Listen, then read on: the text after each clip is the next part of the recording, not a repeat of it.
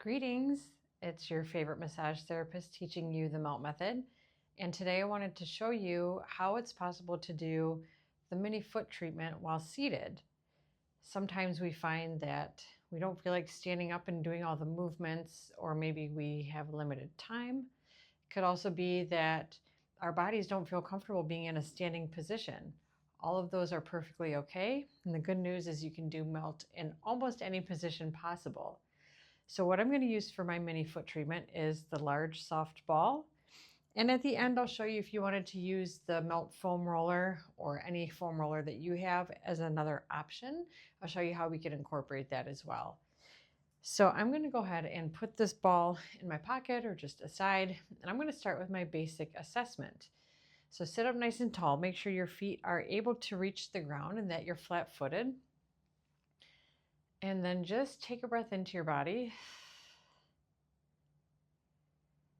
I'm closing my eyes. Feel free to do the same if you would like. And bring your awareness to your footprints. And notice, where are your feet contacting the ground? It might feel like part of the inner arch of one foot wants to curl off the ground while the other foot feels relatively flat. It might also feel like your heels are not really able to touch the ground, or maybe they're just grazing the ground and most of your feet are feeling towards the ball of the foot. Notice what you feel, and now I want you to bring your awareness up your legs into your hips and your glutes where you're seated. And notice if you're actually gripping your thighs or your glutes or even your hip flexors as you're seated. Remember, you're fully supported in this chair, so there is a reason why your body might be gripping at the glutes, thighs, or hip flexors, for a sense of safety, for a sense of comfortability. We don't need those muscles to do anything while we're seated because we are fully supported in our chair. Finally, if you'd like to do a movement assessment, open your eyes. And if it's comfortable for you, go ahead and straighten your knee a couple times and see what the quality of movement is. Does it feel like you get a little shaky towards the end range? Maybe your end range isn't as far as mine is right now. Maybe you get a little bit of clicking or popping, but just notice what you feel, and we're going to see if we make changes with that. Now we're going to start, pick whichever foot you want, because I'm not going to confuse right and left, but let's go ahead and place the large soft ball right in the middle of our foot. So I'm right in the center of the foot. I'm going to put the ball down. I'm going to place my foot right in the middle, and I'm just going to compress the ball a couple times. Now what I can do here is I can take my hands and lean onto my knee to actually give myself some more pressure, but the pressure is completely up to you. If this is sensitive on the bottom of your foot, as it is for a lot of people, ease off the pressure. This is your practice. So you're going to compress a couple of times, and when you do your next one, you're going to pause, keeping that compression on the ball, and just take a breath in and exhale. And if it's okay for you to take your hands off your knee, if they're there, and keep compression on the ball, let's go ahead and move our arms and our torso around. This is helping our brain identify where our center of gravity is. Even though we're seated in a chair, our brain needs to know where the rest of our limbs are to help us balance when we become upright or when we move around in space. Pause there, go back to your knee. Now take the ball and you're just going to slide your foot forward just a little bit. So if you look down and if I turn my foot to the side, you'll see that that ball lines up with my ankle bone. That's where you want it to be, right between the two ankle bones. And we're going to keep that compression. If you need to scoot a little bit more forward in your chair, that's fine. Keeping the forefoot on the ground, you're going to start to swivel your heel back and forth. So if you notice, my toes are staying on the ground. My heel is swinging out either side. And I'm trying to get that ball as close as possible to the edge of my foot both ways. And if the ball doesn't go to the edge of the foot for you, maybe you have a smaller range of motion that looks more like this, that is fine. Ideally, we'll get that ball out to the margins of our foot at some point with the more we practice. And as I'm swiveling back and forth, I'm keeping my pressure constant. So I'm trying not to come off the ball with my foot as I swivel. That's why keeping my hands on my knee, gently pushing down, helps maintain that downward pressure on the ball. So now that I've explored the tissue a little bit, I'm going to continue to scoot my foot forward as I move. So now this ball is getting closer towards the back of my heel. And again, if you need to lean a little bit more forward, that's okay. And you'll see once this ball gets to the back of my heel, I'm going to keep moving and I'm going to bring my foot back towards me. Keeping my toes on the ground, forefoot stays on the ground. This is my glide. I'm gliding along the tissue to find which areas are sensitive. And then once I get the ball back to right below my ankle bone, I'm going to pause there. Now I'm really going to intentionally make smaller movements. So I'm not going to actually move that ball outside to side of my foot. I'm going to keep it in one spot. This is a shear. So I'm shearing the ball against the tissue of my foot. And what this does is it kind of works fluid into the local area where the ball is. And then when I stop my movement and I take a breath, and I can even gently lift my heel off the ball, you might feel a little surge of fluid come back up into the foot, which feels really nice.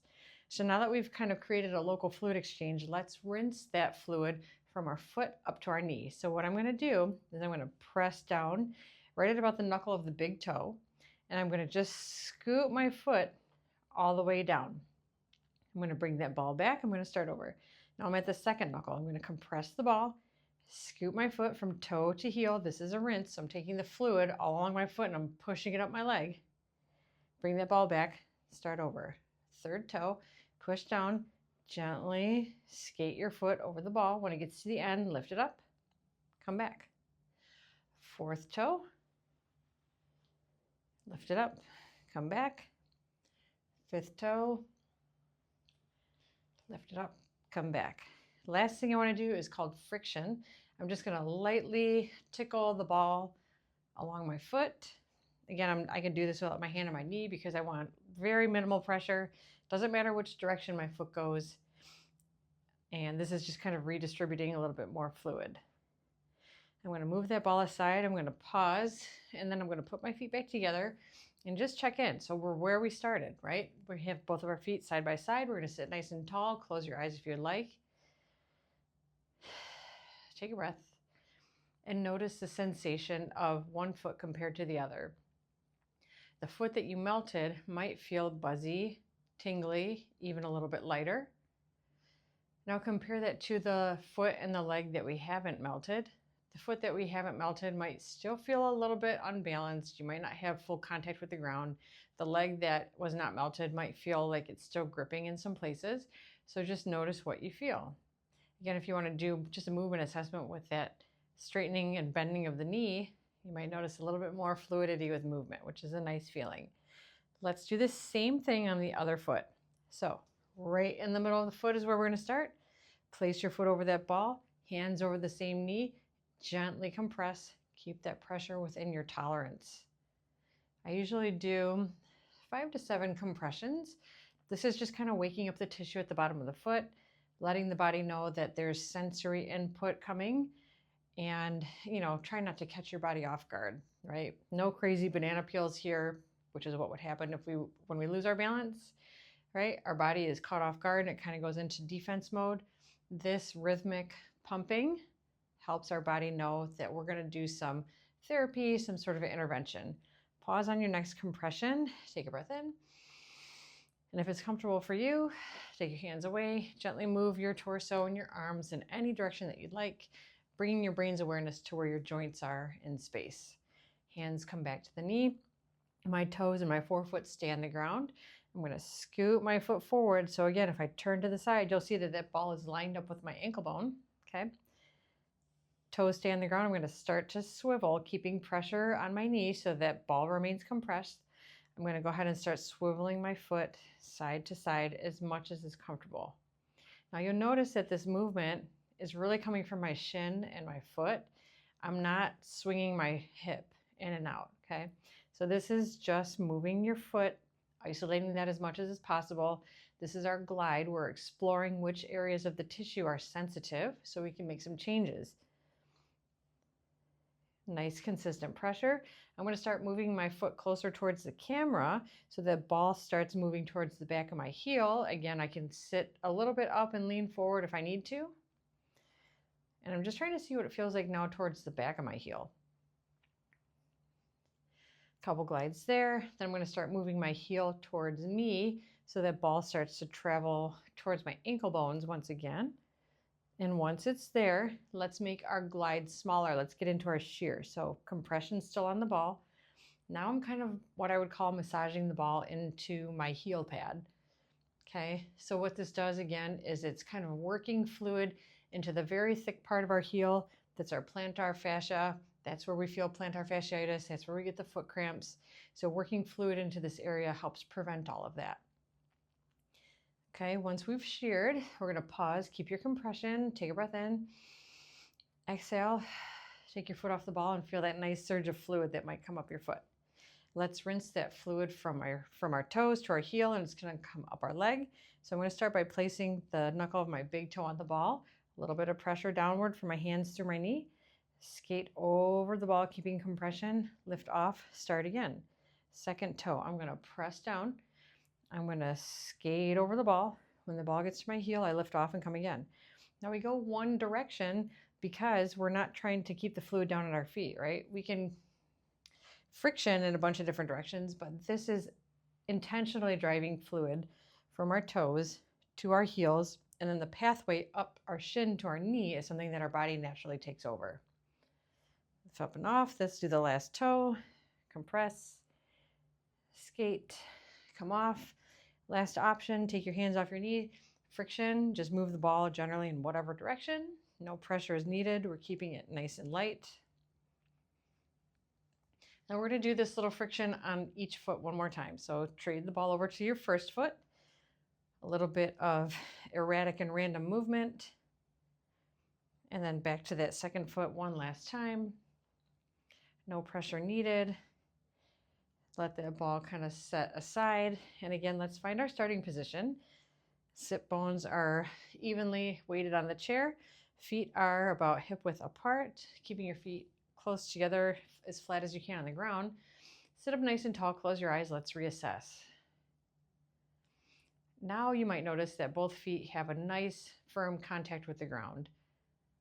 Okay, whereas before you might have felt maybe only part of one foot, now you're feeling what I call the corners of the feet, right? The big toe, little toe, and then either side of the heel. You might feel like you have a nice contact surface. And now I want you to scan up your legs and notice if you have less gripping or clenching in your thighs, in your glutes, or hip flexors, right? We know that we're fully supported on a chair. Now we might actually be able to let that chair fully support us because we're not gripping our big stabilizer muscles like as in the beginning. And then lastly, you can open your eyes if you want. Let's do a little movement assessment. Bending and straightening each knee a couple times, noticing the quality of movement.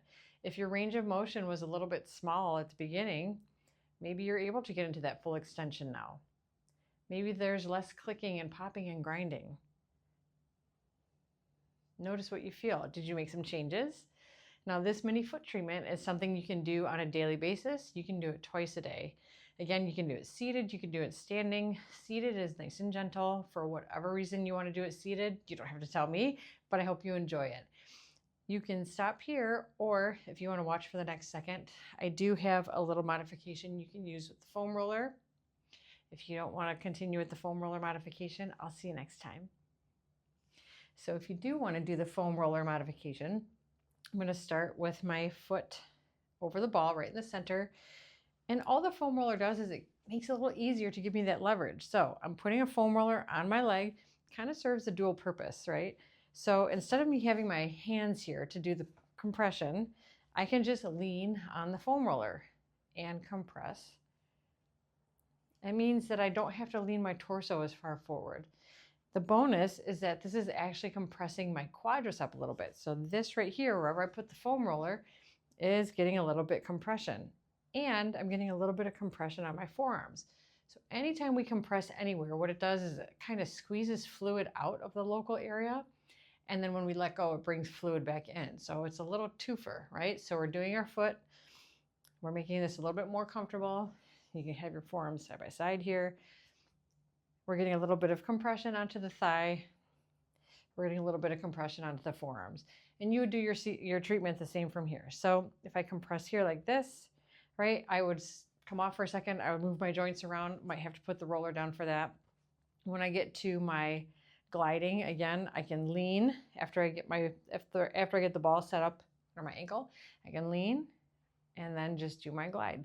So this might feel more comfortable for you instead of having to remain pushing down through your arms, right? So it's really a personal choice. It's up to you. Either way, I hope that you enjoy how this makes you feel from your feet to your hips. Feet to your knees to your hips. And I'll see you next time.